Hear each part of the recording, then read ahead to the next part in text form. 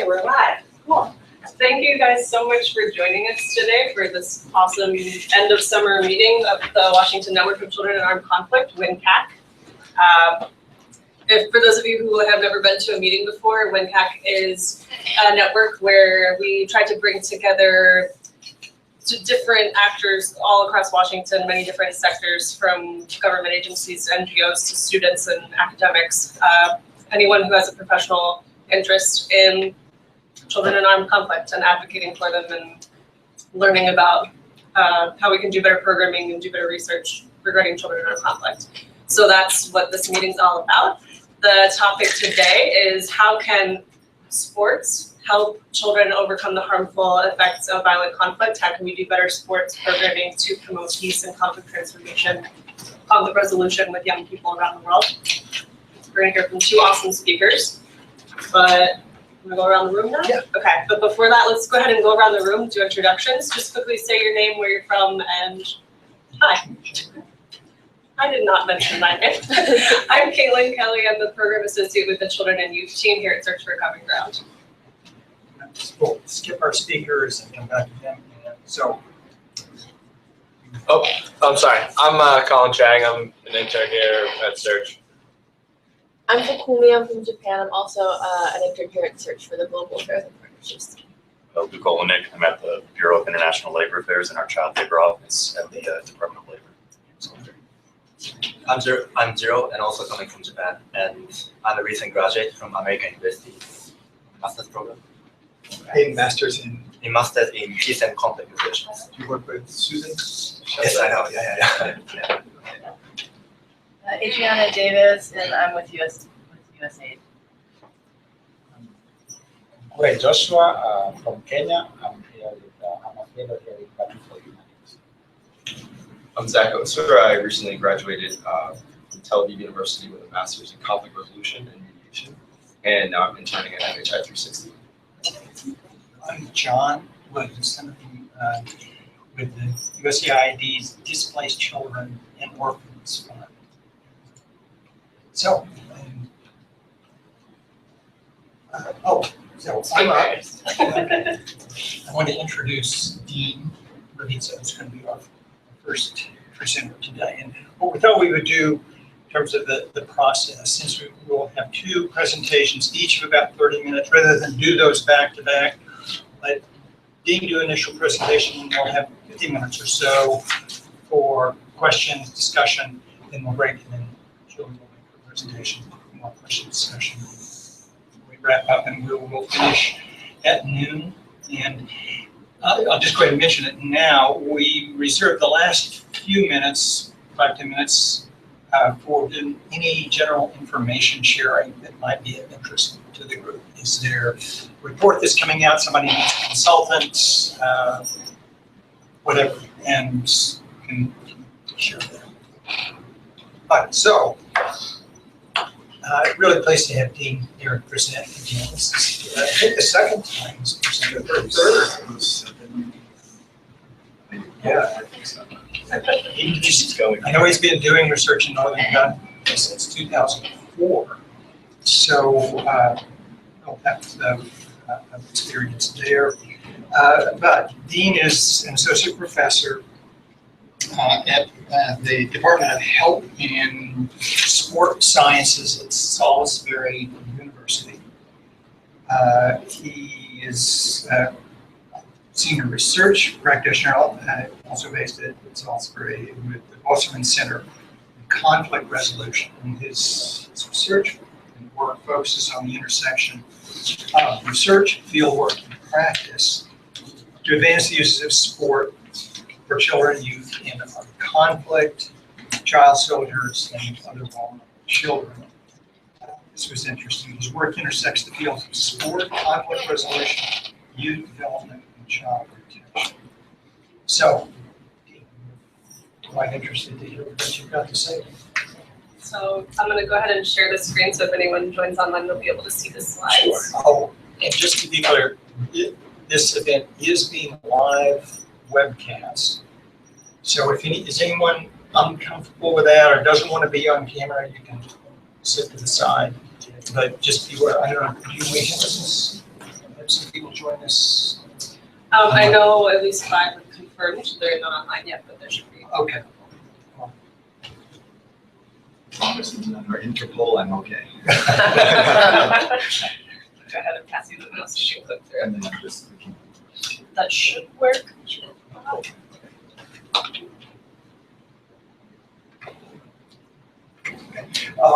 Yes. Right click or, yeah, okay, but that's on my screen. Oh, sorry. Yeah, that's okay.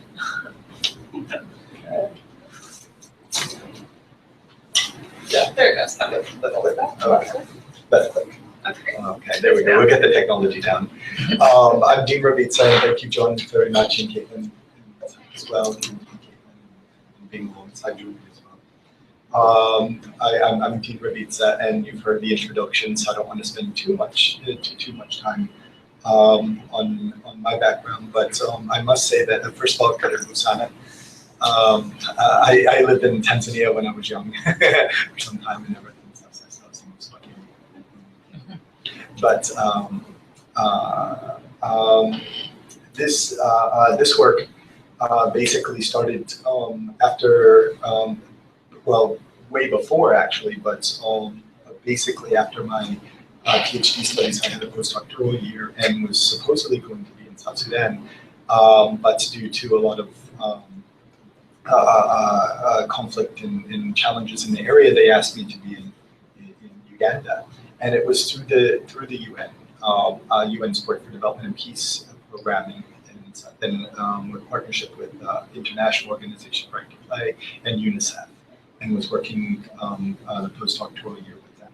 So and of course at the time in early 2004 or so, the conflict was really at a peak in So I won't spend too much time on that, but I was able to go and begin work up in that region, and it's something that has just been kind of continuous throughout since 2004, and it's really taken on a few tangents, but because it can take on multiple tangents, so trying to keep it to a pretty concise focus has been a challenge, but yet something we've been trying to do. When I refer to we also, sometimes I'm very proud of my team over in Northern Uganda, all Northern Ugandans with whom I've been working with. Some have moved on to other things, but there's been a really good core team of individuals, a research team that's been with me for quite some time. And then also we have participants in the programming, which I'll talk about also. So just basically here, just a few things that we'll discuss. We'll take a look at really a consolidated version of the fieldwork and mixed methods research conducted in Northern Uganda, practical applications from the research in the form of locally contextualized sport and conflict resolution programming, and then monitoring and evaluation results from that program. Just some brief one, we're still ongoing with that. And then further research and programmatic considerations, and I'd be very interested to hear what you have to say regarding some of those considerations. So of course here, the conflict in Northern Uganda, just very briefly, it's been well publicized. It became part of pop culture quite frankly, and stuff back in mid 2008, 2009 and stuff, and became and of course we had legislation that was going through with President Obama back in 2009, I believe it was. So it's been pretty publicized. But of course, the conflict was one of Africa's long-standing conflicts at the time. Of course, involved a lot of the child soldiering, the forced abduction of children to bolster the forces of the LRA, the Lord's Resistance Army, who was really supposedly fighting against the government of Uganda, but was not really clear on their motives. Mass civilian displacement, of course, took place with nearly over estimates were about 1.8 million individuals that were displaced internally and in the IPP camps throughout the region. It also spawned something unique to Northern Uganda, the idea or the phenomenon of the night commuter, which really was a child protection issue at the time, where literally tens of thousands of children were commuting from their villages and stuff and walking to their village unaccompanied, just accompanying each other to the town centers and trading centers and stuff to be able to avoid abduction. And then they were leaving in the mornings, going back to schools and stuff. So it really did disrupt the concept of family also within the region. So it was quite an incident, and was met with some responses as well. And I'll try to just briefly mention that as well. But about 2006, early 2007, they produced some peace talks, and which led to really kind of a cessation of hostilities. The LRA kind of shifted its camps to Uganda National Park in the Eastern Democratic Republic of Congo, and also into the Central African Republic, and has not been back to northern Uganda, but has been focusing on that region as well, and even parts of southern Sudan as well. So the government enacted a peace and recovery development plan in approximately 2008, and it was done in 3 phases, and it was basically aimed at improving the overall welfare of the populace of post-conflict northern Uganda. So you get an idea of where we're at with this. Sorry, I gotta do it here.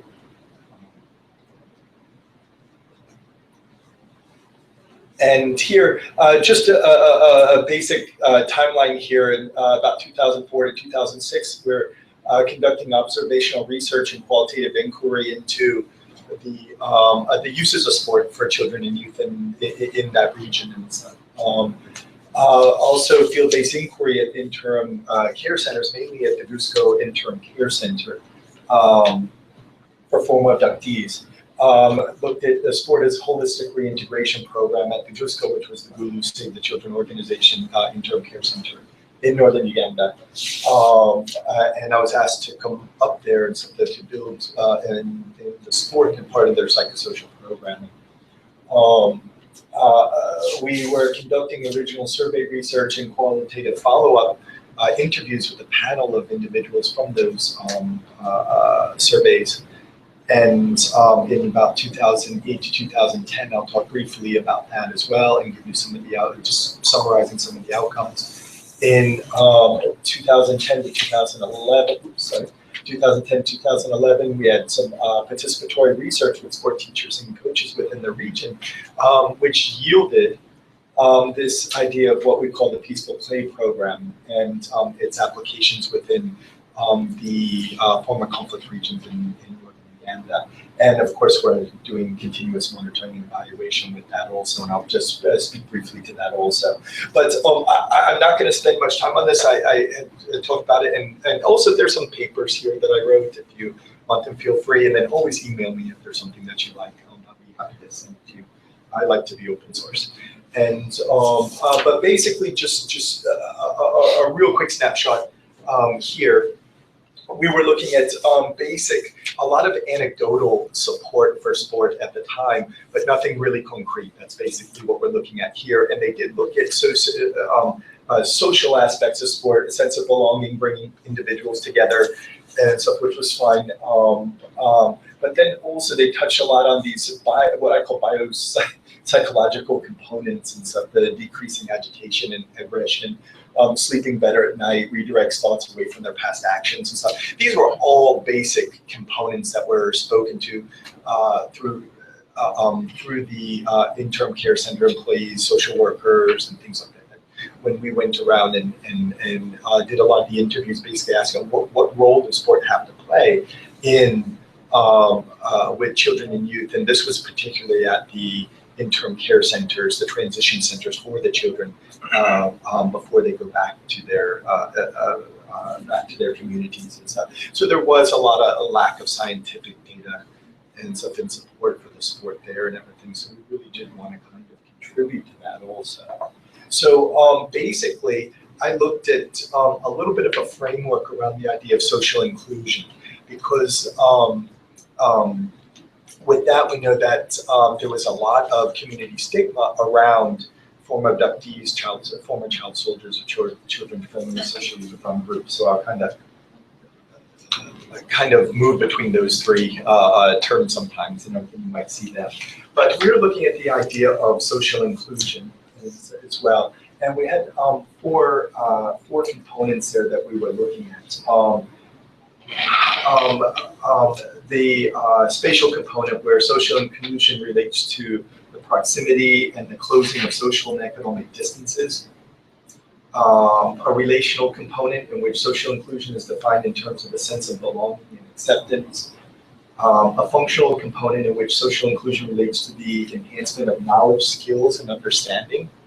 And then finally, a power component where social inclusion assumes a change in the locus of control. So we looked at how can sport be used to promote the idea of social inclusion, especially among marginalized groups. And the government of Uganda also, a lot of the, especially the local government up in the north, said, this is really good, and we're really excited about this, but all children are more affected, not just the formerly abducted and stuff. So of course we really took that into consideration. And while you'll hear a lot about former abductees, community reintegration and overcoming stigma comes from both sides. Not just what behaviors can these former abductees engage in to be able to promote their social inclusion over behaviors that obviously facilitate exclusion.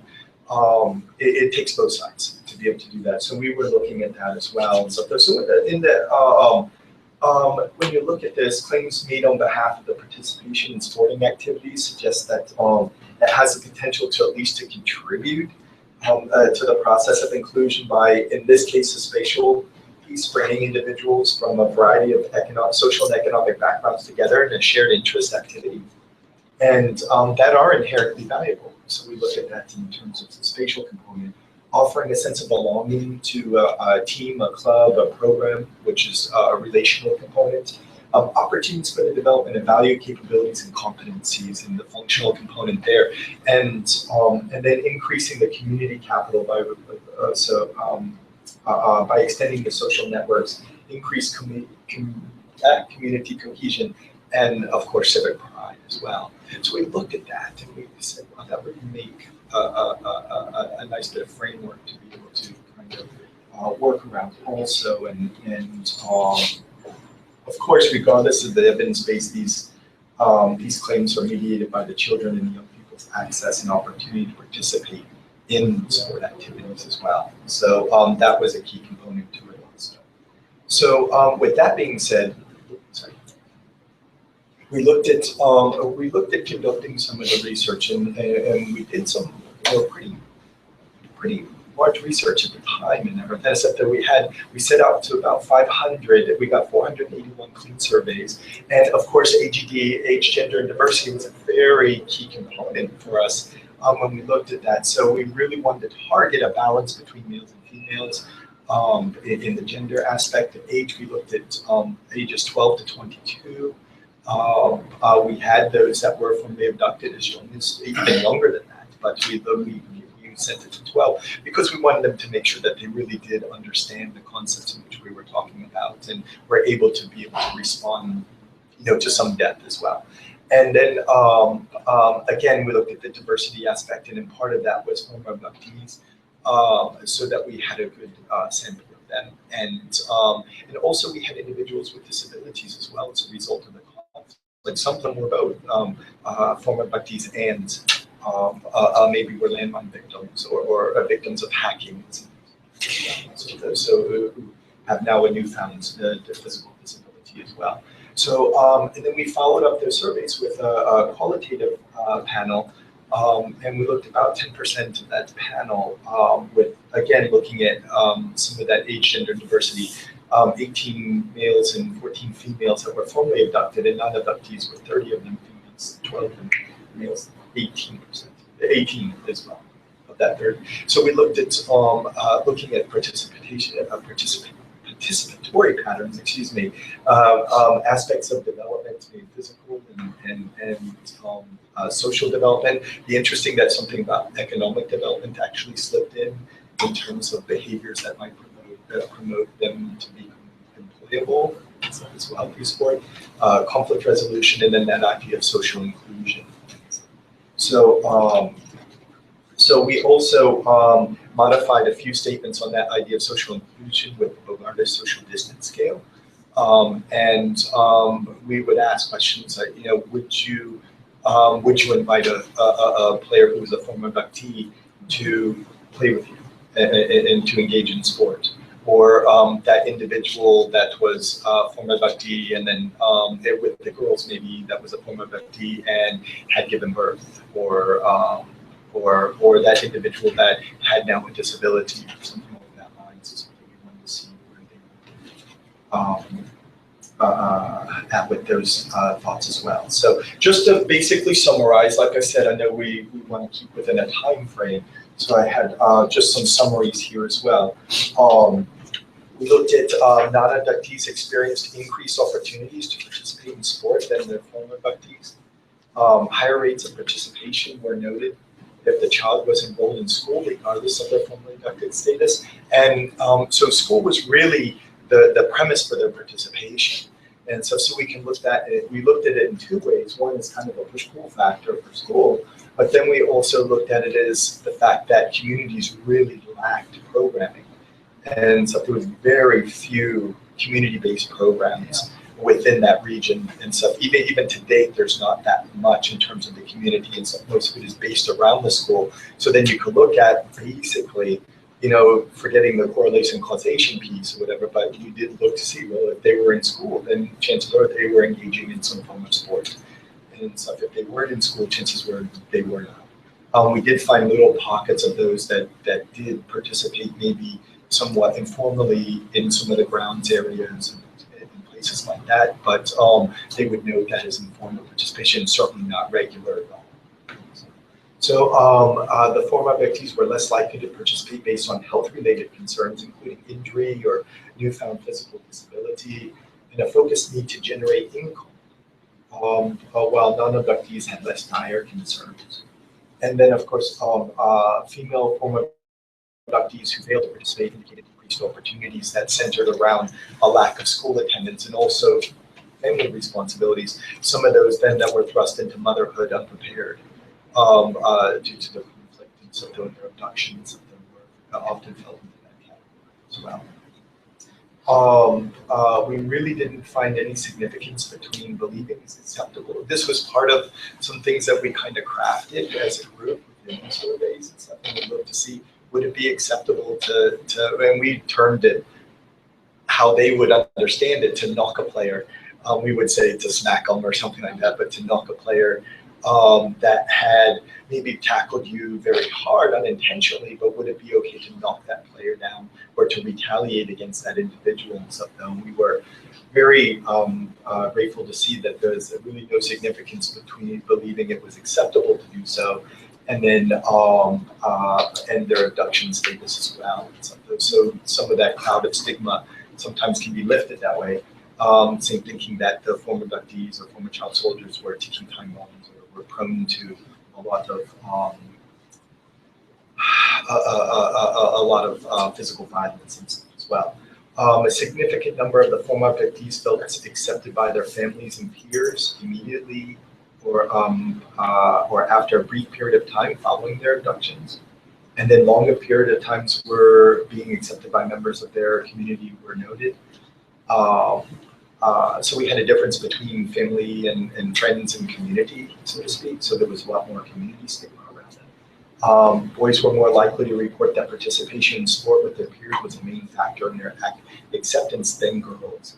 And girls sometimes even maybe shied away from the sport. And we even had some that stated that, well, I'm afraid I may stand out and so in the sport in a negative way. I would rather participate in something more bound culturally, like a dance or something along that line, things like that, though, because then they didn't want to face a double stigma of not performing well in sports and then also being formally abducted as well. And then both non-abducted peers, both male and female, non-abducted peers, both male and female, were more likely to invite a former abductee to join their activity if they were not viewed as a perceived source of conflict.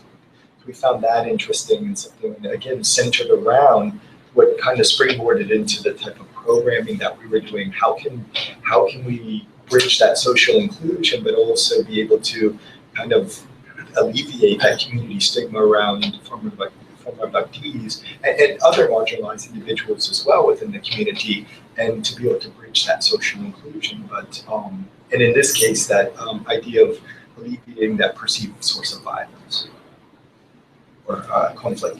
So we did here we go.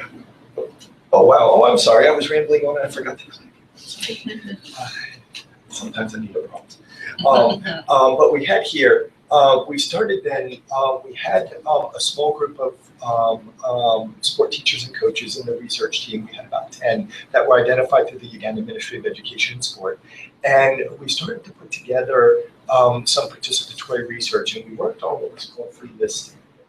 And would generate, we would generate a question or a declarative statement, and then they would answer around that. And we would write the answers down, and then we would go and figure out some, find some keyword, extract some of the keywords from that, and something be able to then formulate some type of results from that. And we might ask, what actions do children demonstrate when they have a conflict in sport? How can conflict in sport be resolved? So it looked kind of like this. So up on the, starting with the left and moving around, we went in and would be able to pose a question, and we would have a list up, and the list is over my right shoulder, so I don't think you can see it from there. But and these were the sport teachers and coaches that were involved. And again, we looked for the age, gender, and diversity. We have 2 of them were deaf.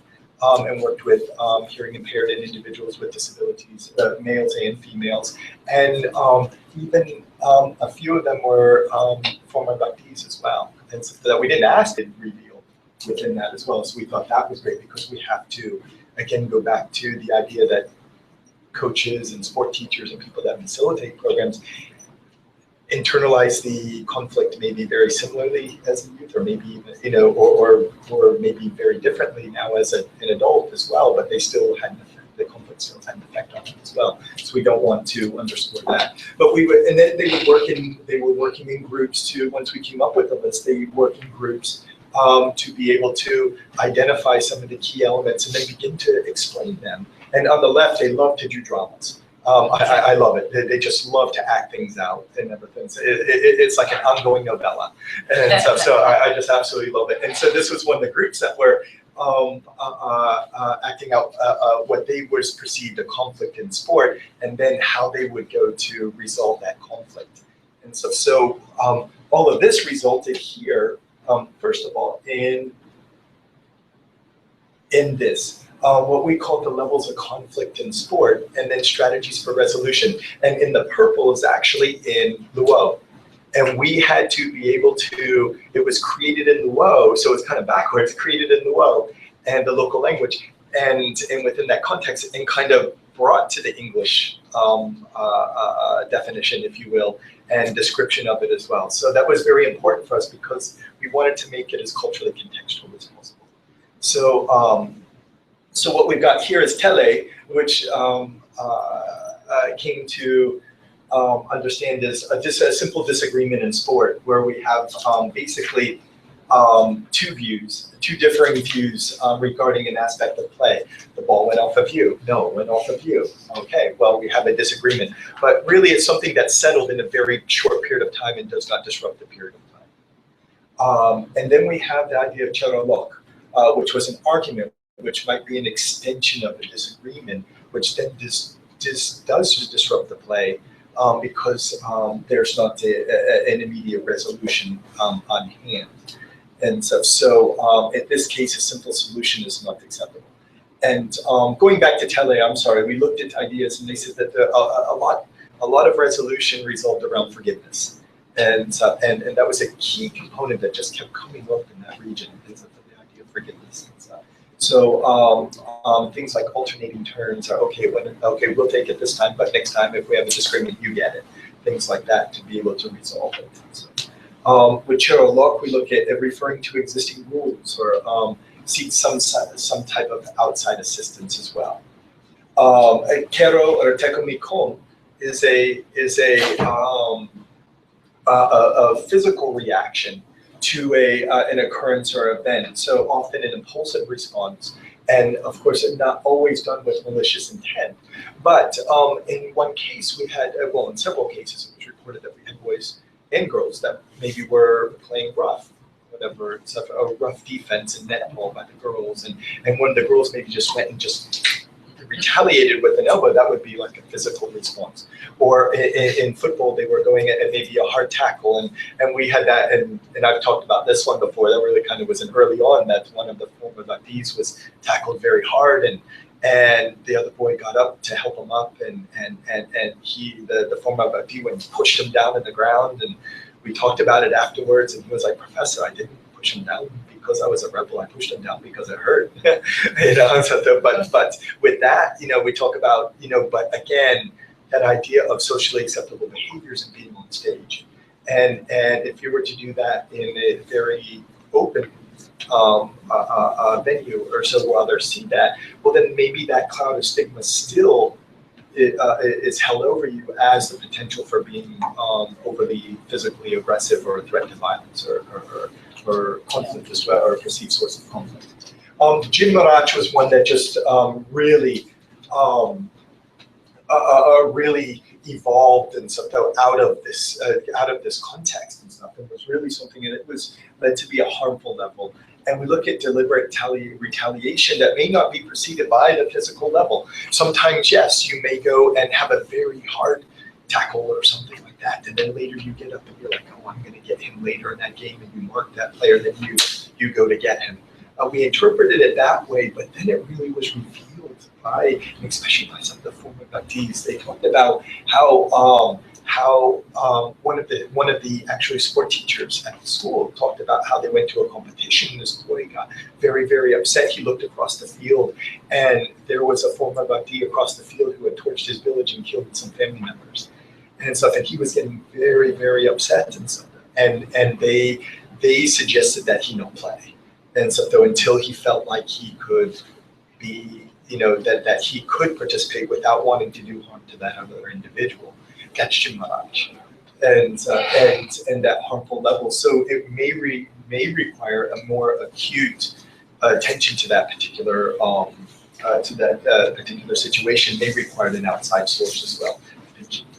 So we went to 5 minutes. Okay, we're rolling. So out of that, we developed what was called the Peaceful Play program, and we put together a little piece here and something. I'll be glad to email it to everyone. Again, budget constraints, printing, State University, you get the picture. So, but we looked at in this idea, increased technical capacity in delivering conflict resolution strategies in sport. This is with the sport teachers and coaches, of course. Increased knowledge of appropriate applications and strategies for resolution for conflict in sport, and a decrease in the number of conflict-related behaviors in the sport programs. So we have approximately 50 sport teachers, school-based sport teachers, and community-based coaches as well, maybe with the Brooklyn Volleyball Association, or some things that were very well established within the community. So they have a high rate of participation with the children. So what we have here is, I'm just going to go here, we looked at the monitoring and evaluation pieces that the research assistants went out every other week to the sites and everything. And when I'm in country and stuff, I'm out at the sites very regularly, and sometimes it's very nice. But they go out every week, and we have what's called a continuous data log from the coaches, and a sample of it's in the back of the manual, and something where they look at different types of conflict and the strategies they utilize for resolution and stuff as well. And then we do some small scale surveys and qualitative follow-ups also to better understand the idea. So I just put this little bit together here, so in terms of the frequency and the type of conflict, and these are incidences of conflict that were reported and stuff. So luckily, because I had a little problem with this program, when I went to upload it last night and everything and stuff, though the data chart went haywire, and it was showing a huge uptick, and I'm like, we don't want that. I was like, what happened? And so, but it is a downtick, but with a little uptick in September, in terms of with the colors show you the different types of conflict, and we're glad to see that the harmful level was very low, but still existed and needed to be addressed. In other levels of sport, we do see an uptick in September. Well, we're like, wow, when we got the numbers, what happened here? So we also see that it's a high time for sport within the schools, and something with what's called the primary level games and the secondary level games, and a Coca-Cola tournaments that the schools engage in. So kind of, a lot more sport going on, so there was more incidents of conflict. Luckily, this is from 2014. This year, it was really nice that Uganda Ministry of Education and Sport, and the sport supervisor asked us, said, hey, we would like to do something maybe beforehand with your program to see whether or not we can maybe curtail that from happening and not see a spike in that, in the incidences of conflict and stuff during that time. So they're doing like some education programs with it, and so a lot of the sport teachers and coaches are at the place now where they can explain a lot of these concepts and stuff though, and hold workshops with them and be able to try to instill that idea of more peaceful play. Program outcomes, real quick again to summarize, forgiveness, dialogue, and referring to existing rules and teacher-coach intervention were more frequent options for resolution to conflict over removal from the activity, and something which was really nice because then they were able to resolve the conflict and still be able to participate in sport and derive the benefits, which is really really beneficial, and also seeking outside assistance that they're able to contain it within the programs and resolve their conflicts within it. Interventions grew less frequent over time, as we said, but there was a little bit of uptick in that time, so we're hopefully addressing it, which is very nice to be able to do that within the region. And then significant numbers of the participants, that's the coaches and sport teachers, believe youth were more capable of resolving the conflict, whereas at the beginning of the program, many disagreed. So that's also a very nice caveat, because then will lead to something I'll just mention at the very end today, and that was about youth programming, so youth-led programs. A significant number of participants were less accepting of any form of physical violence in their programs, both in practice and formal play. And remember, we're also in a society here where corporal punishment is the key. It is the way that that it happens quite frequently. At the schools, they have switches and to keep people in line, and it's not uncommon to see not only a teacher to have that, but also a prefect, which is an older student, keeping them in line also. So it's that cycle of dare I say, violent behavior within the culture, utilizing the switches and some of the lashing and stuff. So, and then also sport teachers and coaches were less likely to view former abductees as a source of conflict in sport, which was nice, because several had stated that they might want them to have some type of psychosocial readiness before they participated, because they need to be a source of the conflict. So just a few things that I wanted to wrap up with right now. The idea of content. The experience is directed towards a participant or participants. One of the things that we look at here is the idea of perhaps individual versus team sport as well. A lot of programming is done around team sport, and that's fine, because maybe there are benefits that you get out of team sport that maybe you don't get out of individual sport. I have this question posed to me quite often, and in this case on the left, I can just briefly show you. This is, sorry, that's loud, sorry. But that's at the Interim Care Center for former abductees, and they're playing bocce. And again, around a set of rules and behaviors, and there's some with disabilities, and they're going and participating individually, but yet they're still bound to rules and behaviors and stuff. And they're going, and you'll see some that do it, and they cheer on and things like that. And you see, and it's really a good atmosphere for participation.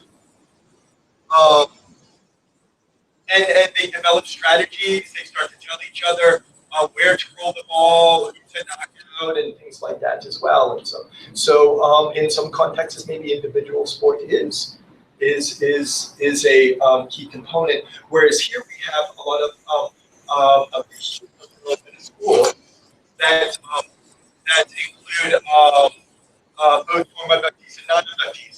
But again, we've got the labeling. If I ask you to pick the former abductee there,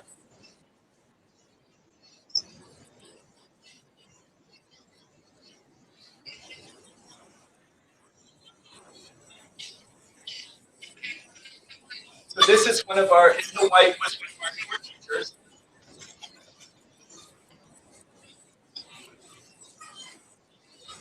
So in the white, there's one of our sport teachers who works solely with that group and has reported a lot to us about conflicts and closing that social distance gap and everything. So that even between the girls, let alone girls outside of the school as well and in their communities and stuff. So again, so we have the team sport aspect also.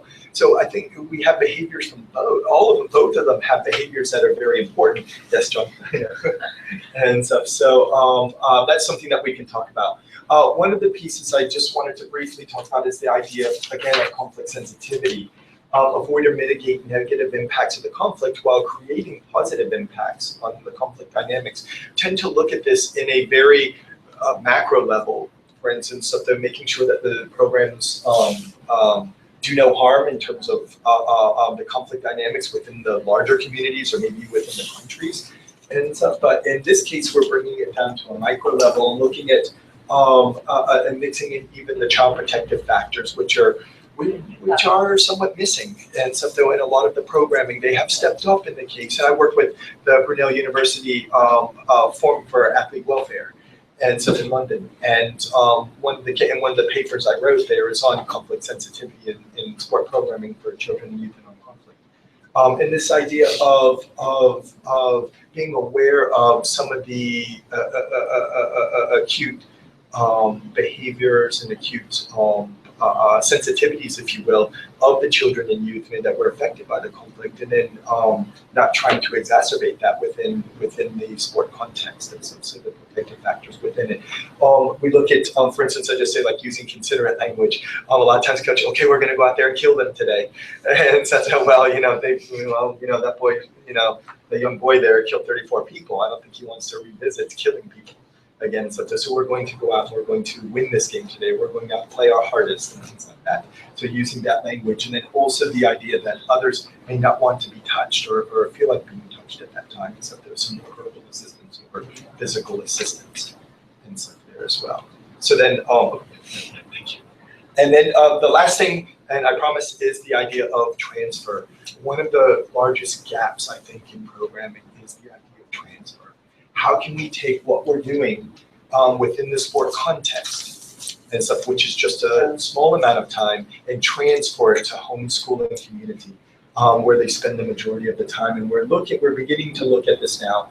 And we just did little bits that was in this program that we did, and we make them aware of this, and we want to be able to target this piece also. How can we bridge the idea of social inclusion through sport and conflict resolution, and be able to take that into conflicts of low intensity in homeschooling? Different things here, and we utilize the different levels on the right and what may be an incident, just to try to bring it home. And again, those were developed by the team also in Northern Uganda. I didn't get to do that. But and we look at that cycle there of having a disagreement in sport to then having a disagreement. This one is at school or at home, and remembering how they resolved it, and then can it transfer from there as well to really build that idea of community. So lastly, and just to finish up, the last slide here, just a few things to look forward to. We really do want to, pending funding, really do want to get back to that original panel that we had, to be able to look at 5-6 years out. Do they feel more socially included? Did sport have a factor have any factor in terms of maybe their longer term social inclusion within their communities and such as well? So we want to look at that. We also have to look at that sports are homogeneous experiences, and they don't necessarily apply to context. So what happens in Northern Uganda? What can we take from this and maybe applies elsewhere? But then also looking at the fact that it maybe doesn't apply here, or we have to reshape this to be able to apply it in other contexts as well. And so expand to a more active role of youth in the programming. We discussed that once the sport teachers and coaches really revealed that, wow, youth can do this. And we said, okay, well, let's start getting them going. So that's next year. And then research on the transfer of values from the sport program to others. So we want to be able to isolate factors of transfer and things like that, and be able to come up with some type of measurements and stuff to be able to do so, and then and to be able to see whether or not that it's capable, and then finally create clear guidelines and test strategies for greater conflict sensitivity and everything, and to enhance the child protection in sport context, especially for those for children and youth of conflict. So, and then let's just break down there. So, and that's us there. So that's us. Thank you. No, thank you very much. So I think I maybe did a little bit of time, so we'll. Thanks, we appreciate it. I think we neglected to mention, if anybody wants to use the restroom facilities, the code is up here. 8522. Codes and size came here. And I think we, one person joined us since we introduced ourselves. Could you just quickly say? Sorry, Charles, I'm working with the MENA team here at Search. Oh, Yes. So the MENA team, Mhm. the East. Yes. Sorry, no.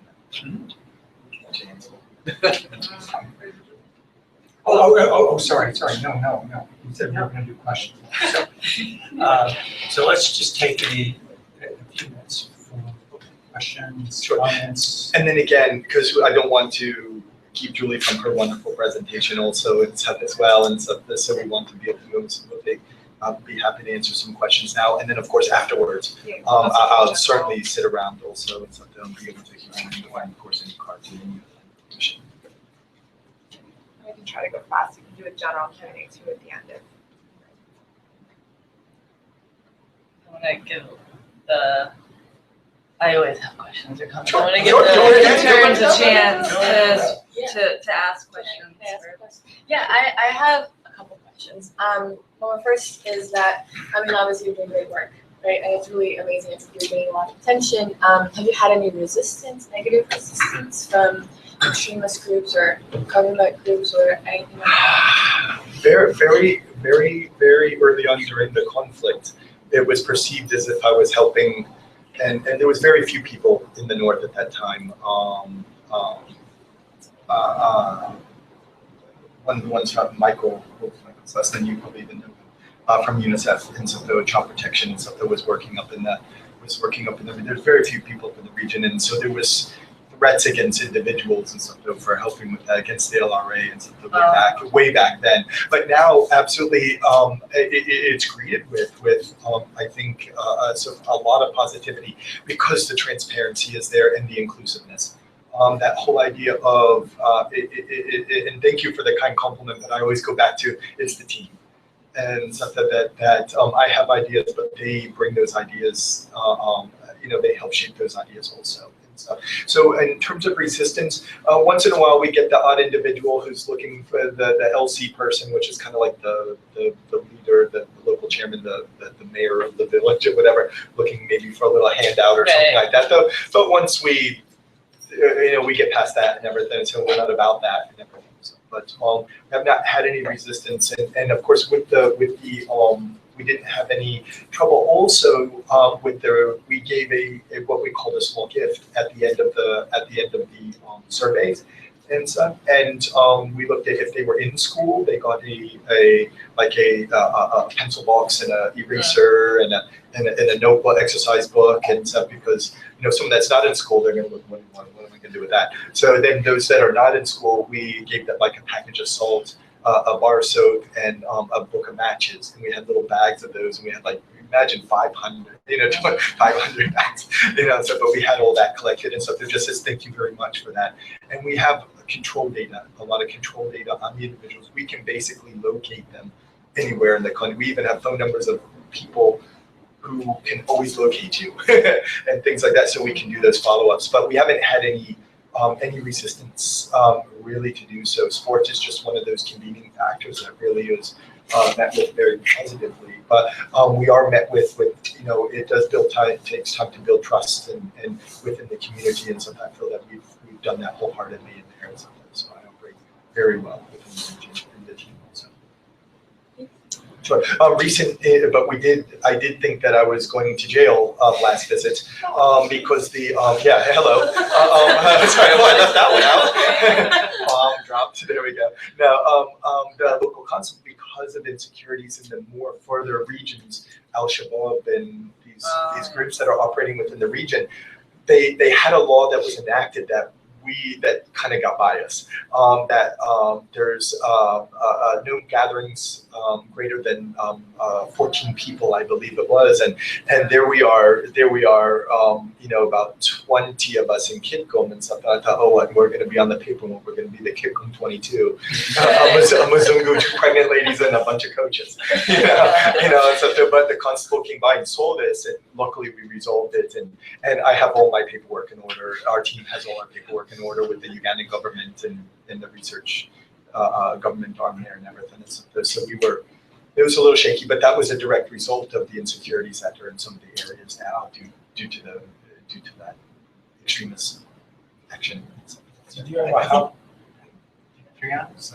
Well, I'll let the other folks. Did you ever have cases of some youth or some young people falling out from the program? The sport teachers and coaches, we had 2 that kind of fell off from the program. That's why I introduced 50, but the numbers, like on the graph and the reporting pieces, there are 48. We had 2 that did kind of fall. Well, one of them actually got a job somewhere else in another area and something moved, and the other one just kind of disappeared and stuff. So we were not able to locate him at all. So they fell off, but in terms of that, the participation is very, they're very eager to participate, and they really do feel ownership over it, and something which I'm very happy about, and so to be able to see and they're able to communicate, and most importantly, be able to communicate what it is that we're all trying to communicate to others, and that to me builds that sustainability aspect. So to hand it off. But children and youth and the participation, like I said, a lot of it's in schools. So they're there, whether they're in schools or not, but we're not charting the participation of the children anymore within the sport. And there we're looking more at that sport teachers and coaches and then the aspect of conflict.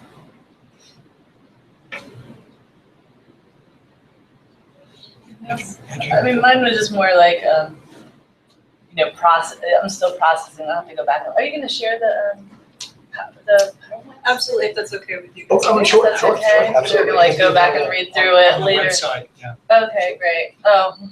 Requires me going to the website. Okay, which Well, you is can take it off my key if unrealistic. you want to. Yeah. So Or I can email it to you. sorry, it's more like realistically, I know myself now. But no, a couple of thoughts. Like when you were talking about, you're always thinking about like this piece. How can it be connected with other programming to enhance it or complement it? So like when you mentioned the corporal punishment is, which A lot of definitely is. sensitivity within. But it'd be interesting, I think, to pair this with like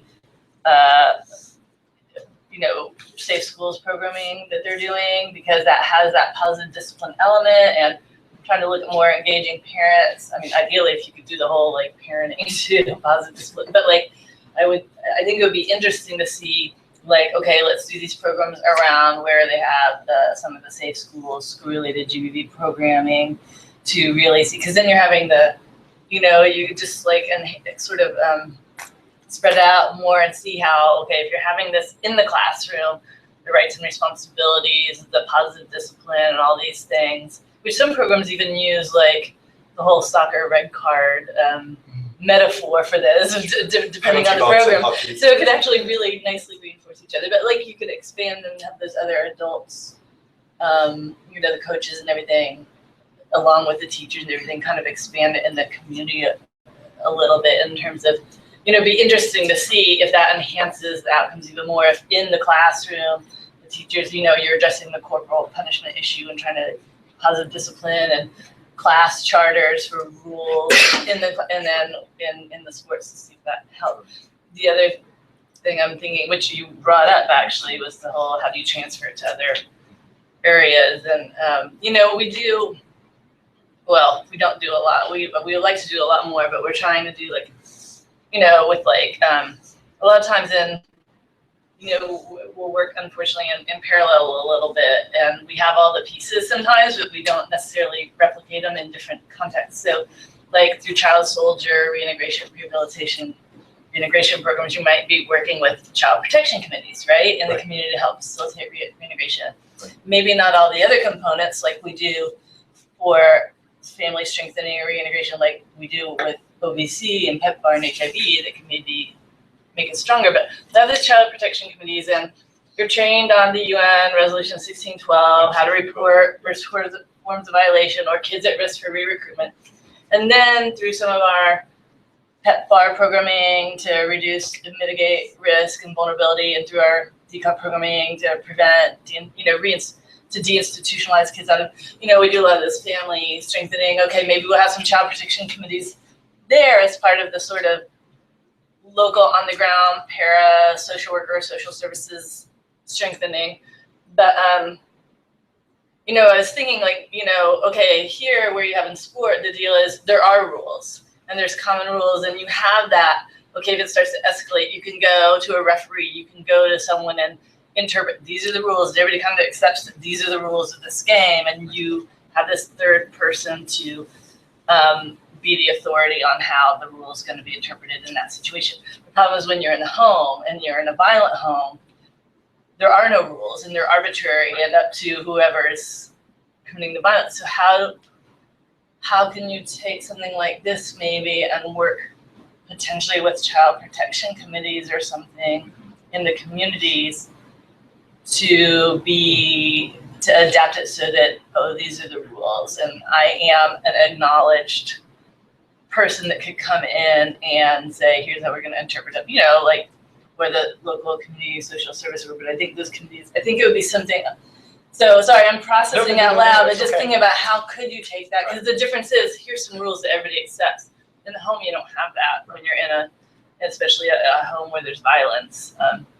So how can you adapt those skills that are really there to the home, but bring in that factor so that, and that's where I think also culturally there might be differences. In some cultures, it's totally acceptable to bring in a third party to resolve conflict. In others, that might not be the case. But anyway, so I'm just talking thoughts out loud about how to do it. But there's a lot there to unpack. I'm thinking of how, to think how you could do it so that it's more robust in homeschools and community. Right. Exactly, and that's one of the key things. Obviously, we want children and youth to be able to resolve the conflict eventually on their own. Mm-hmm. So they're going out to play outside of the space of an adult or whatever, so the view of an adult or something, or they go to adult controlled activity and something. And we want the youth to be able to obviously resolve their own conflict. But then, like you said, when you go to a home where there's violence, something that may not be, they may be able to try to negotiate, but that may be up against a wall. Right. In doing so, that wall of violence, perpetual violence, if you will, and something. So to be able to break through that and something would be a real challenge. I don't think unbreakable, if you or insurmountable, but I'm an optimist and sometimes. But I do understand the complexities there, and of course, the cultural context as well is very important. As I said, the switching of the school, things like that. We try to, none of the sport teachers and coaches adhere to that. They don't allow that, and they've even talked to their colleagues about that also. So that's kind of a nice little side piece there. So it's looking more in depth at it. It's certainly necessary and something, and that transfer piece, because it's something there's a lot of gap. Sure. Further questions now? On to Julie. Up to you. Okay, ready for the camera? Okay, Yeah, let me you're fine. put this down. Make sure you can see. And Julie, your presentation is that. Hold on. Okay. Other one. There you go. There we go. And I'll just give a really quick introduction to Julie Younes, who's our second speaker. We at Search for Common Ground know and adore Julie very well because she used to work here. She was formerly a design monitoring and evaluation specialist with our institutional learning team. Julie, so we're really excited she's back to business. But Julie is currently the director of monitoring and evaluation for Peace Players International. She's got a long history with Peace Players. She formerly served as a fellow for Peace Players programs in the Middle East from 2008 to 2010. And in addition to her work with Peace Players, Julie was also a monitoring and evaluation officer for Coach Across America, which is a US-based sport and youth development program. So Julie's got really strong professional foundation in conducting evaluations for sports for youth programming. Take it away. Nice. All right. Hi, everyone. I'm scrolling here. Great. Left. The left click. Okay, Yeah. there you go. It wasn't as easy Correct, as I won't say right.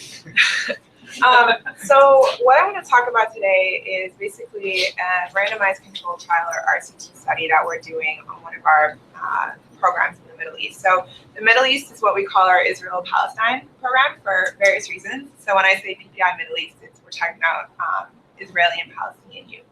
So I'm going to focus on that. I want to start off just by talking a little bit about Peace Players and our model, which I think then informs the RCT discussion, and then I'll kind of go into the RCT and some of the implications that we have from early results, which I think are pretty interesting.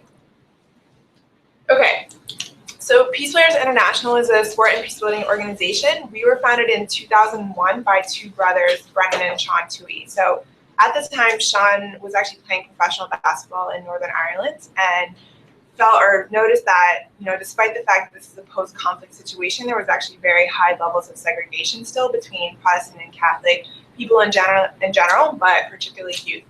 And he felt that, so he got the idea for Peace Players, and he felt that basketball would be a very good tool to bring these children together because, unlike a lot of other sports in that context, it didn't have political affiliation. So in Northern Ireland, rugby is very much affiliated with Protestant people and Gaelic football with Catholics. So basketball was kind of a neutral sport, and we found that even in other contexts that we work in, it's a newer sport, so it allows us to kind of, it's something that the kids can learn and learn about together. So we're strictly a basketball organization. That's the main sport that we work with. So we have 4 kind of core year-round program sites. Northern Ireland and South Africa were our first sites, and we also work in the Middle East and in Cyprus. We also have a technical assistance program that we call SPIN, so that's the Sport and Peace Innovation Network. So it's basically we partner with local organizations and do capacity building and technical assistance to help them implement sport and peace building programming. So you see from the bottom, we've worked in about 15 different countries. So we have our 4 core countries, the US, and then those other ones would be our SPIN partners. Okay. So I just want to kind of talk about our model. Our model definitely varies from site to site, and I'll talk a little bit about that at the end, but this is our core approach. So twinning is what we refer to as our mixed activity. So anytime you have 2 groups that you bring together, we'll call that a twinning activity. So the way it works, and I'll just take the example of the Middle East. You have, say, in Jerusalem, an Israeli team and a Palestinian team, and we sort of match them up from the beginning. And we look for a couple of different things. So one is basketball level. So it's really important for us that we get kids that are approximately the same, obviously age, but also kind of basketball skills. Because it's really not fun. Think about when you've played sports or done anything with someone. If one person is really good and the other person is not, it's not fun for either party. And then they might take that negative experience and kind of transfer that onto how they feel towards the other side. So we look for that, and we also look for sort of location of the kids and where they live, because it's really important, and I'll talk more about this later. It's really important that our kids interact very frequently. So our veteran participants, for example, will see each other about 3+ times a week. And it's something we really sort of emphasize in our program. So they need to kind of live near each other or have some kind of access to the shared basketball court. So we look at location when we match up our team. So we start off, usually twinnings we'll do maybe once every 2 weeks, once a week, something smaller, smaller frequency. And we really start off, we have a curriculum that we do with them in the beginning, or methodology.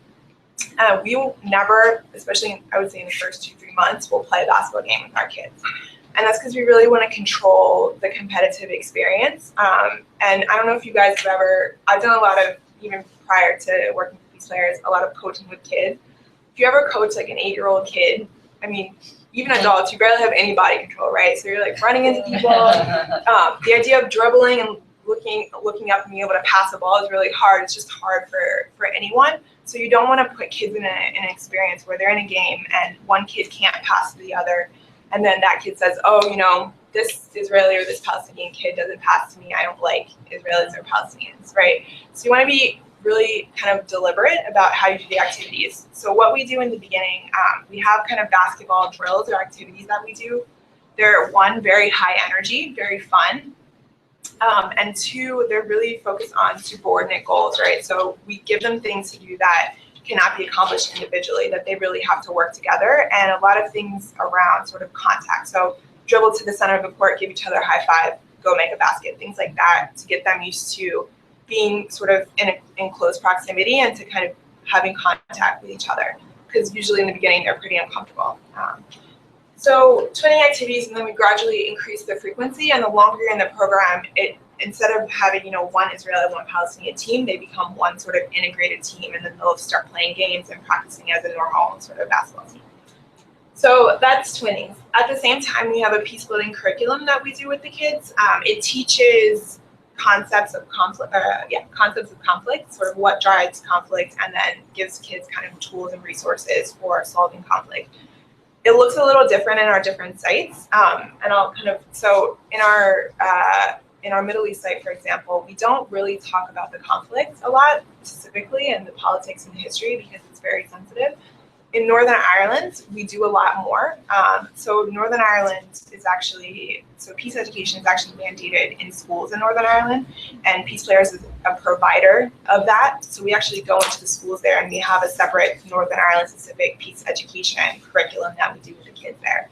So there we talk very openly about the history, about conflict, and so we do a lot more sort of peace education in Northern Ireland, whereas in the Middle East it's much more relationship building and attitude change. And we talk about conflict, but more on a personal level. So the examples we would talk about with the kids would be, conflict with your teachers or your family or your sister or brother, things like that, and teach them about conflict in general. So that's an example of kind of how our models differ depending on the program.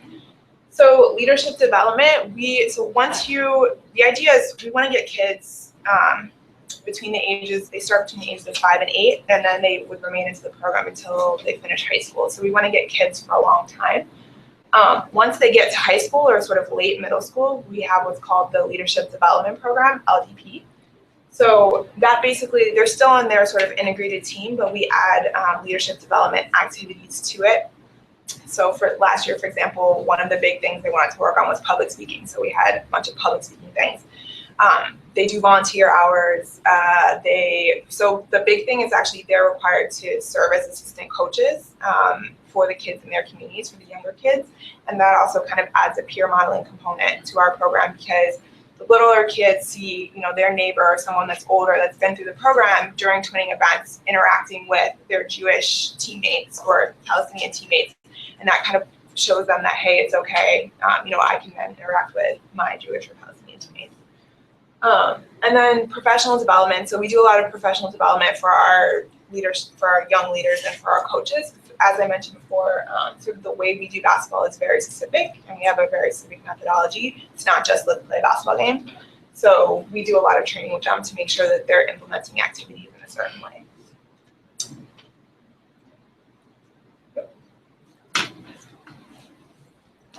There we go. No, that was really not. That was like 5 sides ahead. Oh, that was about 5 or 6 sides ahead. There we go. Struggle. Sorry, guys. Yeah. Okay. Bear with me. Okay, so these are our 5. So we have 5 programmatic standards, again, just to give you a sense of how we implement our programming. That this is an internal document, and these are just the standards that we hold our core programs to. So one is local leadership, which I think kind of goes without saying in this field, but we are really sort of emphasize the fact that our programs need to be managed and run by people, people who live there that know the context. So to give you a sense, so we don't really run anything from DC. We have about 40 to 45 full-time staff members, so we're pretty small, but 6 of us are in DC.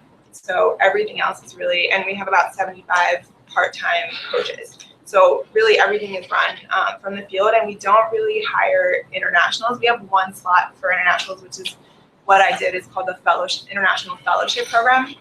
So what we do is we bring, we'll have 1 or 2 slots per site for people, for internationals, basically, Americans or otherwise.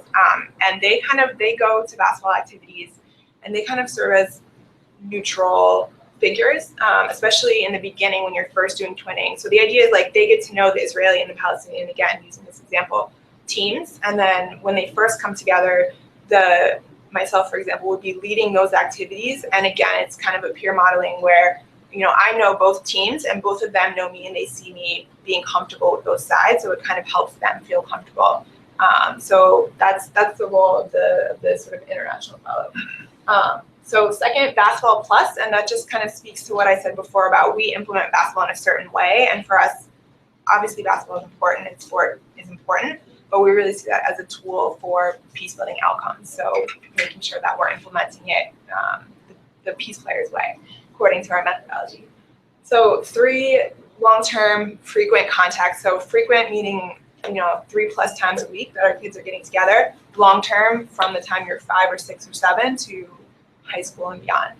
So we really try to emphasize that in our program because we just don't think that the type of relationship, attitude, and behavior change that we're trying to get at can happen unless you have sort of frequent long-term interaction. So 4 is leadership pipeline. We really try to encourage, as I said before, we really want our participants to go from participants to coaches to staff members. For example, in DC, all of our staff members have worked at our field site. So we really emphasize that across the board. The example here, I have Naz Nasipi, who's one of so she was a participant in our South Africa program. Really outstanding participant, was interested in coaching. She became a coach, did some professional development with her. She was then interested in being an international fellow, applied. She's now one of our fellows in Northern Ireland. And then she'll finish in December. And then she'll go back and we're gonna hire her as a full-time staff in South Africa. So we really want people who have gone through the program and understand the program to then become the leaders of the organization. So we do a lot of professional development to kind of foster that. And then finally, just our peace education curriculum that I mentioned. Does anyone watch ESPN? Do you guys know Chad Ford? Yeah, okay, so we work with Chad Ford. So Chad Ford is a big ESPN analyst. He is specialized on the NBA draft stuff. So he's actually also a professor of conflict resolution. So ironic, but so we have a long-term partnership with him, and he's helped us build out our curriculum. And again, it looks at drivers of teaching kids about what drives conflict, and then giving them sort of tools and resources for addressing that. Okay. Let's see if I can actually scroll. I really feel free now. So just to finish up the PPI spiel, and just some highlights from our program, again, youth served and coaches trained and things like that. In our Middle East site, we really emphasize female participation. We're almost 75% female, and I think that's just because, again, thinking about the context, that's the most underserved group on both sides. So, I mean, even among our Israeli participants, we've got quite a number that come from more sort of religious families. So the girls might not necessarily be encouraged to play sports, and also on the Palestinian side as well. So we really emphasize that. 85% of our coaches in South Africa right now are former program participants, again, speaking to the leadership pipeline. Northern Ireland, we have activities that give college credit to our coaches. So again, the professional development aspect. So So I'm going to move, that's the PPI aspect, and then I'm going to move to the RCT. I guess I'll take questions up here. Yeah. Oh, sorry. I'm really struggling. Okay, so now I'll just focus on our Middle East site. We're currently conducting a randomized controlled trial study there called Contact Sport and Peace Building. And when I say we, it's an external study, so it's actually a team of researchers from NYU that are conducting this. And I think the research question, so it's kind of the $1 million question in our field, right? In a nutshell, the question is, okay, Peace Players is a kind of grassroots, people-to-people peace building program. So does this kind of program actually lead to attitude change, prejudice reduction?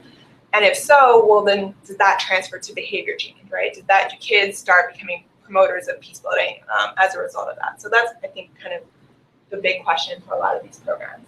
Does it lead to first attitude change, and then does it lead to behavior change from that? Okay. That was hard. So just to kind of talk about where we are, the RCT itself is still going, still ongoing, and it's got about a year, a little bit more than a year left of data collection. The first year we did as a pilot study, and the point of that was to kind of just test out the different tools that we're using and validate them and just make sure, see what worked and didn't work, kind of things like that. So we do have results from that first year, so that's really what I'm going to be focusing on and the implications from that. Sorry, I just keep seeing Palestinian and then Jewish. Did you just I work just with use them Jews, or did interchangeably. you work with Israelis? I use them interchangeably. They're Israeli and Israelis. Jewish. Yeah. Okay, so there are no like Christian Israelis or Christian Palestinians that you work with? There are definitely Christian and Muslim Palestinians. I mean, I'm saying most of the Israelis. So when I say, when I say Palestinian, that includes Palestinians and Arab Israelis. So that would include Palestinian citizens of Israel in the Palestinian category. And And should be more. Are they majority from West Bank or Gaza as well? So not a lot of them, and that's something that we can get into also in the question and answer session. So right now we're not doing a ton with the West Bank. Most of our program, that's for different reasons, including normalization. So most of our programming is in Jerusalem. I would say 70% of our program is in Jerusalem. So you have their Palestinians they have those blue paper green, so it's kind of an ambivalent status. Yeah. And then we also have some programming in the north. So between Palestinian and Israeli towns, so Palestinians who are citizens of Israel, and then Jewish Israeli towns that are twinned together. So sorry, that's totally something I need to change in the future. So the pilot study, again, it was a shorter study, so the data collection was over a 6-month period. Again, it's just kind of a snapshot of pilot, and we have a sample size of about 150. Okay, so there were 12 different tools used in this, and they were kind of grouped in different categories, because remember from our research question, we were interested in, does this program lead to attitude change? And then did that attitude change translate to behavior change? So we looked at kind of 3 different things. One was appraisals, so attitudes, prejudices, stereotypes towards the other group. And the other was resources, so like psychological or psychosocial resources such as self-esteem, self-advocacy, leadership development, things like that. And then the third thing they did was create an index to stand in for behavior change, basically, and looked at in-group centering. So in-group centering basically means if someone from my group, so if I'm Israeli, and actually I'll give you an example, and this is something that's happened in our program. So you have Palestinian and Israeli kids playing basketball during a game, public game, and you have a Jewish spectator in the stands heckling the Palestinian girls. A Jewish parent, who's a parent of one of the kids playing, will say something to that spectator and tell them, hey, you shouldn't do that, and kind of stop their behavior, right? So your in-group centering is you're kind of admonishing or centering the behavior of someone in your own group against the out-group. And and there's research behind that as kind of a good proxy for peace-building behavior, so that indicates sort of positive peace-building behavior. Okay. So what did we find from this sort of pilot study? The mainline finding, which I think is good news for us, which is that the program does increase sort of the propensity to in-group center, the likelihood to in-group center. So our kids, compared to the control group, are more likely to engage in that sort of positive peace-building behavior. So that's the mainline finding. That gets a little interesting, actually, and I would really be interested in your reactions and thoughts in the Q&A. So we found that. However, we found that there were some differences between the Israeli and the Palestinian subjects in terms of what correlates or increases their likelihood to in-group center. So for the Jewish subjects, really it was their appraisals, their attitudes towards the other side that corresponded, that increased their likelihood to in-group center. For the Palestinians, that wasn't as important. It was actually their own psychological resources, so self-esteem, self-efficacy, that was the better indicator of in-group centering for them. So the question then is, okay, well, why is this happening? And that's something I think we're thinking about. So the researchers have a theory, which I'll share with you, which I think is a little it's more than a little controversial within our staff. And I'd like to, love to hear what you guys think. So basically what they do is they look at the two groups, and they've kind of assigned this name, which I feel different ways about, but high status versus low status groups. So what they're saying is, looking at differences in sort of economic, social, political power. So the low status group would be, in this case, the Palestinian participants, right? Their group has less economic, political, et cetera, power. And the high status group would be the Israelis in this context. What they're saying is that when you're engaging in in-group centering, that is risky, right? You're going against someone in your own group, you're kind of taking a stand publicly to censor the behavior of someone within your own group. When you're a member of the high status group, your group is a little bit more free, more independent, and your behavior within that group is a little bit less restricted. So what really matters is how you feel about the other side. That's what's going to dictate your behavior. Conversely, if you're a member of the low status group, and if you think about normalization, and for those, we can talk more about that in the Palestinian conflict, in the Palestinian-Israeli context, there's more sort of constrictions or limits maybe to your behavior within the in-group, and so it's more risky for you. So what's really becomes important is, self-esteem, self-efficacy, leadership. Those kind of things will then become influential factors to positive peace-building behavior. So that's your theory. You can agree, you can disagree. We've had a lot of debate about it. Again, I'd love to hear what you guys think. But so that's the results, and I'll just talk about the implications of that a little bit. So implications first in terms of peace-building programming. The first one is about what we focus on with our programming as practitioners. I think a lot of times when you do peace-building programming, you're really focused on, my programming and what effect it has on how groups feel towards each other, their relationships, their behavior towards each other, rather than the effect of programming within one group. So that the effect of peace layers within on Israelis within each other, and on Palestinians within each other. And for the researchers, their kind of point in that is, this is really how we go from sort of individual grassroots to kind of getting at social dynamics. Because if you're creating people that are able to be promoters of peace building within their own group, that's how they're going to then influence things on a societal level. So we really need to be thinking about not just how our programming is affecting kids' perception or groups' perceptions towards each other, but how they then take that back and act and behave within their own sort of in-group setting. So that's one. And then the second one, again, that's sort of a little bit controversial, is that we might not necessarily need, or we might need to rethink our kind of one-size-fits-all when we do activities. I think normally, and this is not just in the sports sector, when we do activities, we apply them in more or less the same way for everyone, right? Because everyone's equal, we're peace builders. What this is saying is that maybe, in this case, for our Palestinian kids, psychological resources might be more important. So maybe we need to add activities for them that focus on that. Whereas for our Israeli kids, maybe their attitudes and prejudice reduction is more important. And this is not to say, and the researcher, I was talking to them and they asked me to sort of emphasize this. Obviously, both groups need all of this, right? It's not to say we should stop doing one or the other for one of the groups, but it's just that there might be different motivating factors going on here that we need to pay attention to when we're doing our programming.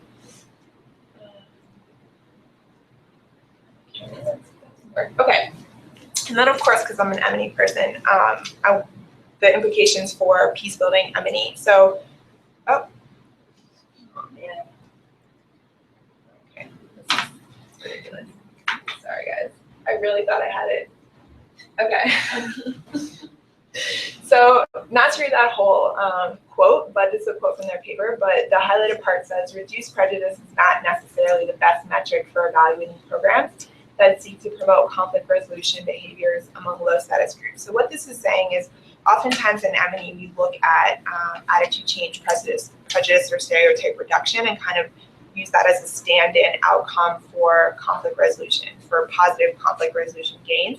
And what this is saying is that they found for the Palestinian kids, it was actually the leadership development, self-advocacy, that was the better proxy.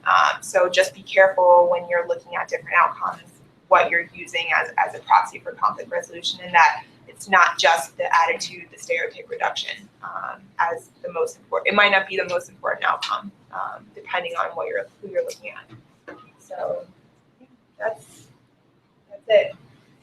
Oh, Dean, I have so much respect for you for going through this. Okay, so that's it. Happy to take some questions. So I can think of a list like this high of factors that would make this very difficult to pull off a program like this. But the one that stands out to me immediately, and in my experience has been really challenging in the past, is I'm curious if you've ever faced an element of getting these kids to come together and play basketball together, but then when they go back to their home communities, facing pressure from their communities that say that's not okay that you're doing this.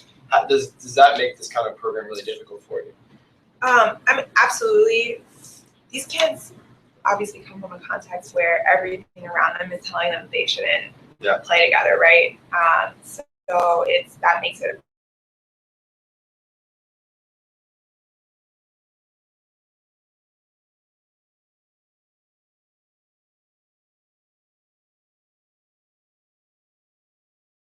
and we actually, I don't know if you know Jerusalem, bi-communal school in Jerusalem called Yad Yad, Hand in Hand. And we actually have a partnership with them. So we use their court, which is a really good neutral space of kids. We select a lot of kids that live nearby to that school so they can walk to the court. So it's not like we're taking them away and then there's re-entry. We're actually doing all these activities in this programming with them. Their parents are there, they know about it, their neighbor, people know about it. So it's within the community to try to, and it's very difficult. And as you said, the messaging they're getting from the TV, from people they know, their peers, is not positive toward this work, but the work is happening within their context. So. You said in northern Israel, neighboring communities. Yeah, so in northern Israel, we'll have towns that are close to each other, but we'll have to bus because it's not with Jerusalem. You have people who are living sort of next to each other in neighborhoods, but obviously in the north, it's not. It's separate towns, so we bus the kids. Is it always in one direction? No, both directions. We alternate usually. So I spent a couple months in the West Bank, between Hebron and Bethlehem. I was on a farm there and was surrounded by settlements, and it was a Palestinian farm surrounded by Israeli settlements. And we had issues with the IDF, but also the Israelis in the settlements were terrified of the Palestinians, mainly because of the Israeli government propaganda or whatever. I don't want to push anybody's buttons, but they were scared, and the Palestinians were frightened of the Israelis because of basically being in apartheid-like conditions. And so we tried to bring in Palestinians and Israelis youth for a camp at the end of my time there, but not a single Israeli showed up because honestly, if you live in a settlement in the West Bank, there's a bus that goes directly from the settlement into Jerusalem, and you never interact with a Palestinian, especially not in the West Bank. With the high walls, the barbed wire, everything like that. Have you thought about reaching out to youth in settlements or youth in the West Bank and maybe bringing them to Jerusalem, to this neutral space? And then when they go back, I think Palestinians in the West Bank would be a lot more willing than the Israelis. But I think that would be a crucial barrier to break down, or else this sort of overarching conflict resolution within that context is it's possible if you just stay within Israel. Sure. So two things.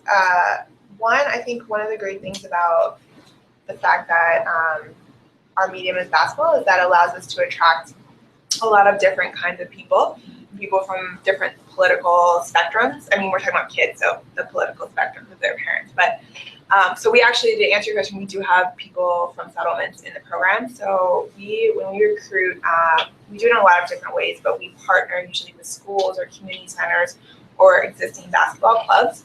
So we have a really strong partnership, and I actually played basketball for them when I was there.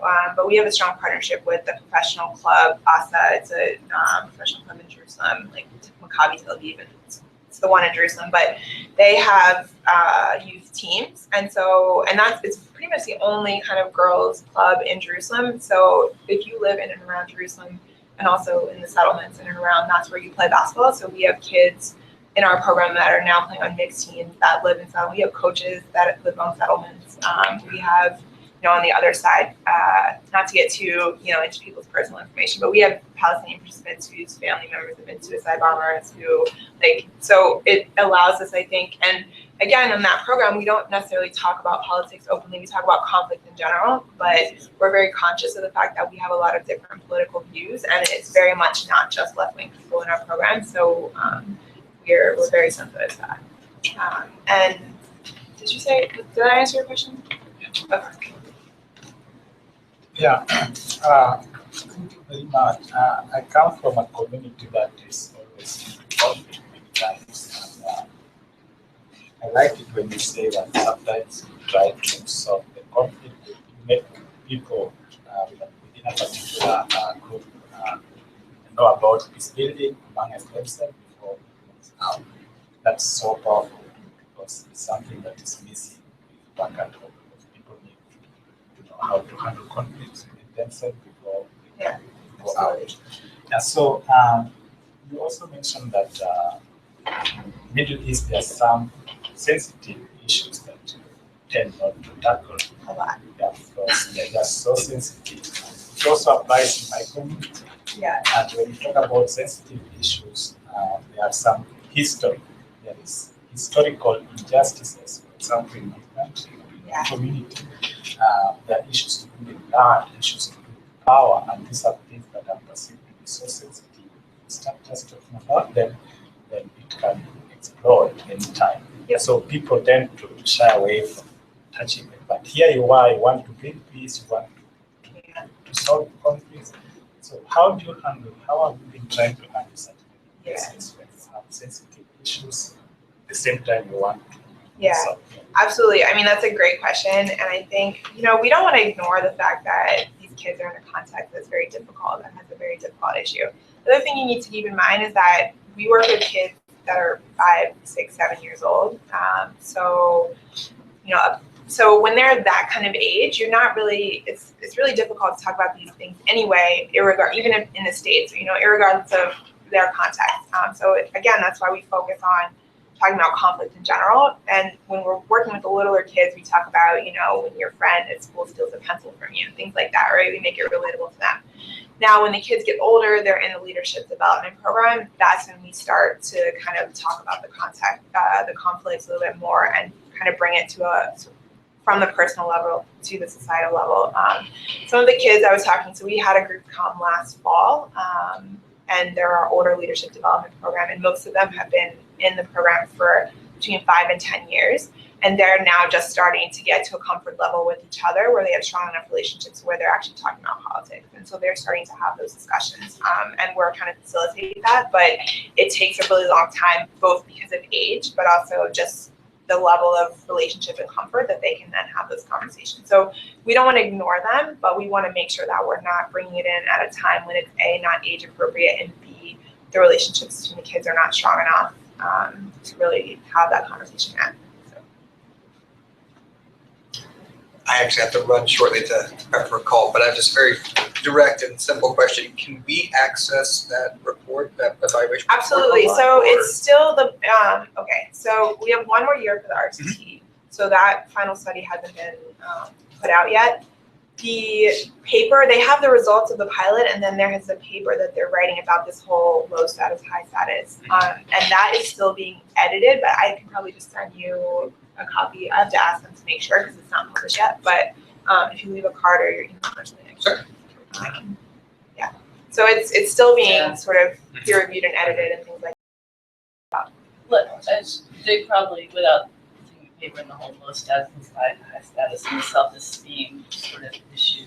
I mean, that makes sense to me when you look at just even our own history of Brown versus Board of Education and segregation and like just if you are the other that's set aside and this is the ideal and I don't look like the ideal, I'm not whatever the ideal, and we're colonialization, that kind of sort of identity tug of war of I want to be like the other, but then I'm betraying my identity, you know, as you develop and get older and questioning and trying to reaffirm your own identity. I mean, that makes sense, the whole that the Palestinians be more about have lower self-esteem or something when we're in that situation. The biggest. So maybe that plays into it. I think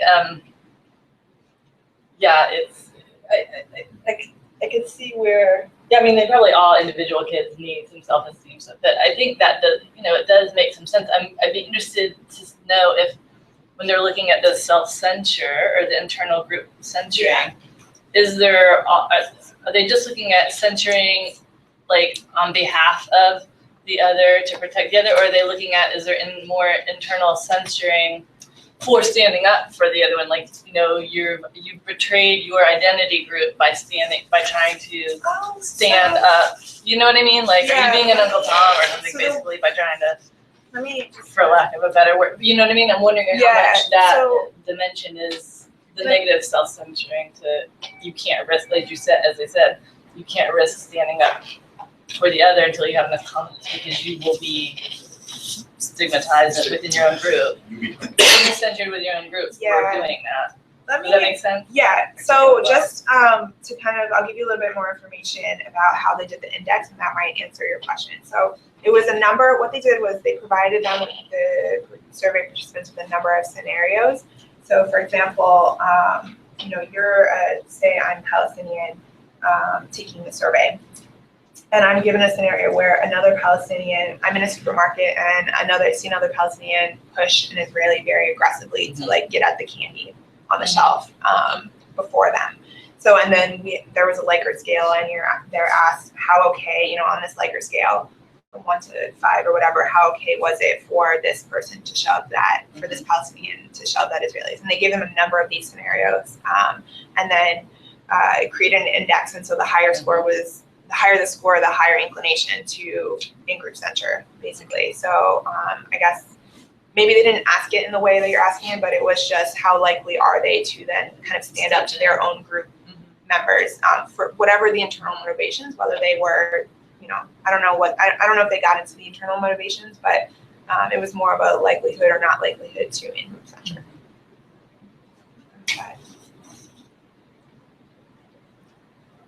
Kind of working off of that. I mean, I don't think the low status and high status is so much that the low status group is like lacks self-esteem because they want to be like the high status group. It's not that at all. I didn't mean it like that in terms of like you don't necessarily want to be like that, but yet there's this negative. Well, I mean, they're marginalized. They're marginalized. They're treated poorly, and so they have to team up. And I think that might be one reason why they're unwilling to censure, because they need to stick together. Strengthen numbers because, I mean, when you have more power, you can do more as an individual. When you have less power or a lower status, then you need to be part of the group. And I think you can probably see that in every context that you work, whether it's Cyprus, Ireland, South Africa. And I can mention something about that along the lines, and this was way back in like 05, 06 in the Soroti district, which was kind of late to the conflict, and so when the government of Uganda, it was called Operation Iron Fist, to try and flesh them out, they came a little bit further south, and it was very late in the conflict, and the individuals, and so basically the abductions and things like that, and they were pretty much untouched from the conflict, and believe it or not, there's people in Kampala that really didn't know what was going on in the north of their own country. So there was a very big disassociation, between a lot of the districts from that conflict in northern Uganda. But in Soroti, they didn't really know how to deal with returnees, and so, that was really something. We started working in that region. But there was a group, and they said that we have this group that kind of the strength in numbers. They would not the group of former abductees. They just gravitated to themselves and play, and so because of the stigma, the others didn't know how to treat them.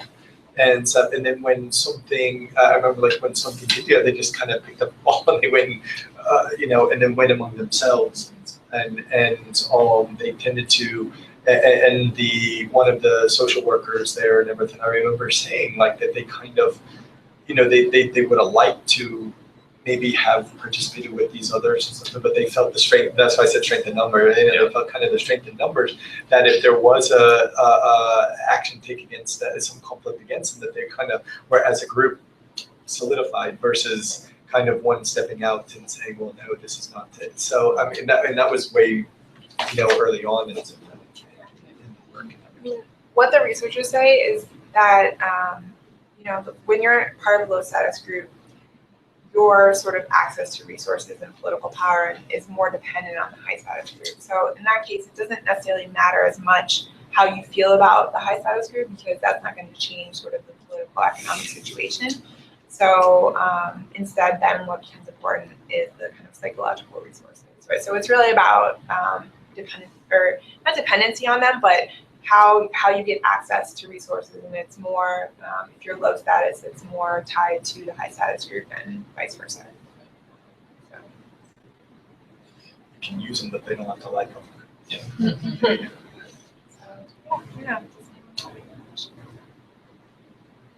Yeah. Sort of kind of relates to that in this high status, low status theory. How did the researchers bring in or measure, I guess, like different religious Yeah, so levels, that was a cultural self-report in the demographic section. It was a self-report. They asked them to say, like, on a scale of whatever, how religious are you?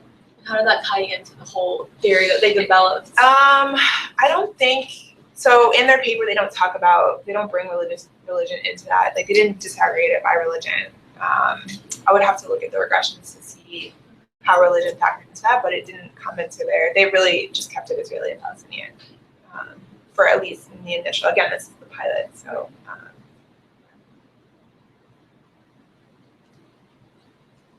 We also control for immigration. So, was your family recently an immigrant to the country or not? So, it was another thing that they can consider. Actually, when you mentioned about Gaelic football, I was thinking about the identity connection with the sports. Yeah. And I'm kind of like expand this question to both of our guest speakers. Like, I don't know, have you found like any, maybe mostly directing to Ravizza, did you also find like some really strong connection with some identity and some groups, some identity and some sports? Basically, well, I mean, it was really about culturally in that region that the girls played netball. That was a female sport. I mean, when we looked at, we just took it off the survey. We asked them about, which sport in which they were participating in for this amount of time, casually, informally, or things like that. And I think out of that 481, we had clean 3 boys mentioned that they had ever played netball. So I mean, that was very much, but it is a female, considered a female sport, especially within the country. So about culturally, by that gender. The football, there's always some questions raised about, girls playing football. Again, if you look at an invitational approach to it, you say, okay, the footballs are there for whoever would like them. And if they, they want to play football, that's fine. But again, very rarely did the girls play soccer. Did that and everything again, and it went back to also that whole idea of how others perceive them. And so, in their participation, they may not have been very good at it, so they didn't want to practice it, and so for fear of even further, being singled out or whatever and stuff as well. I saw the boys one time at this one school that were actually kind of laughing and carrying on at the girls that were playing soccer, and so as well. I thought that was very interesting to see that, and we talked to the sport team teacher and coach about it as well. And again, individual versus this, team sport as well. Athletics is very big with girls and boys who are participating in volleyball. It's actually a mixed sport at sometimes where girls and boys even play together. I've been at the schools of the Volleyball Association and so where boys and girls were playing on mixed teams as well. So and I wasn't there to disrupt anything. Like I said, it was an invitational approach to participation. So things like basketball would be, but very rare because of the structures and things like that. They don't have much access to that. And so although with the GDPU, there was like some wheelchair basketball, the Disabled Persons Union introducing wheelchair basketball that was run by Motivation UK and sports and everything. So that I had to help, bring it to the group. Like in Guru, did people play like wrestling? Not really. Okay. Yeah, because I was thinking about something. If I had gone into all the different stuff that I had, you'd see like some charts and things like that I have, and I can probably dig it up for you somewhere. And in what they were participating, broken down by gender and broken down by by access and things like that, and where they were coming from. We saw that the rural areas were very sparse in terms of participation, unless it was school. The more town-centered areas, of the higher populated areas, had more access, obviously, and so to that, and more individuals within those areas were going to school, especially by mail. But arrest, there was one boy that reported something about he had done rugby or whatever and stuff though, and it was done by, there was actually some Peace Corps volunteers that were up I'm sorry, rugby, frisbee. And so they did ultimately we saw frisbee, and the team asked, "What is this?" So they called it freebie. And I was like, "Oh, you mean frisbee?" They go, "Yeah, you do this." So whatever, we watched them. And so a Peace Corps volunteer had introduced it, but it was nothing formal, and it was just the kids playing.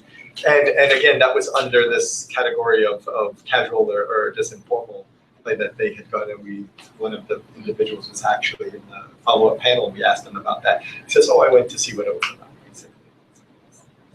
So that's nice, but again, we look at the sports that are, that are done there, and then within the gender norms, probably and stuff that we didn't, basically wanted to,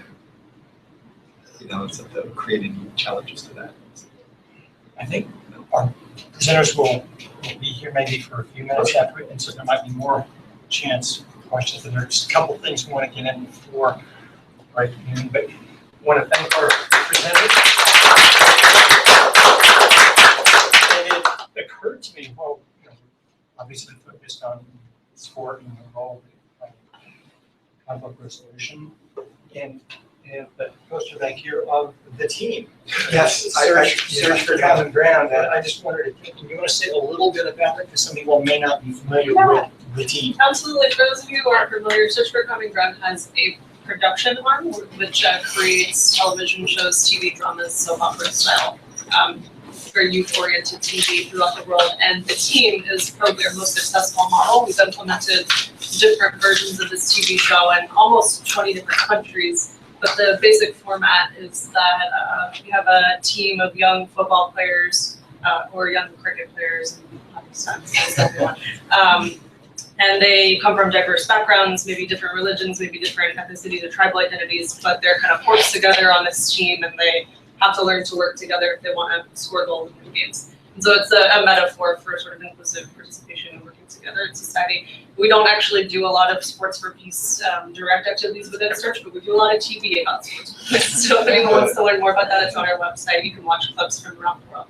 I used the first episode of the Kenya, the team, in one of my courses, and so that we talk about some of the obstacles and how did the coach address it and pick out a few things and so on. So I've been using the team for some time now, and everyone has a teaching tool. It's nice that it's up on YouTube. Yeah. Almost time to wrap up, but I just wanted to open the floor to any information sharing. Anybody have anything that they want to mention that might be of interest to other participants that relates to children? Reports, events? Sure. I've got a great one. About a week ago, the Kingdom of Jordan hosted the Global Forum on Youth, Peace, and Security. This was a phenomenal, huge event attended by about 500 people from different governments, civil society organizations, and youth leaders throughout the world. About 100 different countries were represented. Search for Common Ground played a huge leadership role in making this event happen. And we're really proud of the fact that it went so well. But one of the great things that really came out of that event is called the Amman Declaration, which was put forth by the Kingdom of Jordan. It's a roadmap to inclusive youth participation in peace and security. It sets forward a framework for peace and security work that basically gives full recognition to young people as leaders and really driving the movement towards peace and security and acknowledging that they need to be more involved at all levels, from grassroots up to high-level policy. And so the UN actually adopted this declaration officially and said that they supported, they're going to work to start implementing it, and the Kingdom of Jordan has said that they are going to champion an effort to get a Security Council resolution on youth, peace, and security passed within the UN while they are serving in tenure as the Security Council president over the next however long. So that's really exciting. The Amman Declaration is available online if anyone wants. I can send out links, but it's available if you Google it. Yeah, cool work. Sounds you should be proud. Anything else anybody want to share? Any last words from our presenters? No, thank you very much. Like I said, I've been here for coming off and on whenever possible since its inception, I think pretty much further on. And so I've been always the interdisciplinary group and everything. So it's just been it's wonderful because it adds breadth to the work, for sure, and everything. And that interdisciplinary, cross-disciplinary approach and everything is very, very valuable. I know I've learned a lot from people that have come through here just as much as I've been able to share as well. So thank you for coming. Thank you. Thank you all for coming. So when we did a survey a few years ago asking people about WNCAC, it was the networking opportunities that really came to the top in terms of what people appreciate about it. So take the opportunity while we're here and network. So thanks for coming. And today's freshman move-in day back at the university, I want to be nowhere near, so I'm here for a while. I'm nowhere near. When I pulled in early this morning, I have a university vehicle and I park in New Carrollton, but I pulled in and they already had the cones all up and stuff. So I waited, I was moving the cones and stuff like that, and then here comes one of the student workers, and then they recognize me and they go, "Oh, Dr. Art, you're okay, you can use this." And I just tapped at the vehicle, so it's a university. I wasn't be nowhere near it. So. Good. Thank you guys so much. The video from today is going to be available on our website if anyone wants to watch that again. Relive the joys. Oh, great.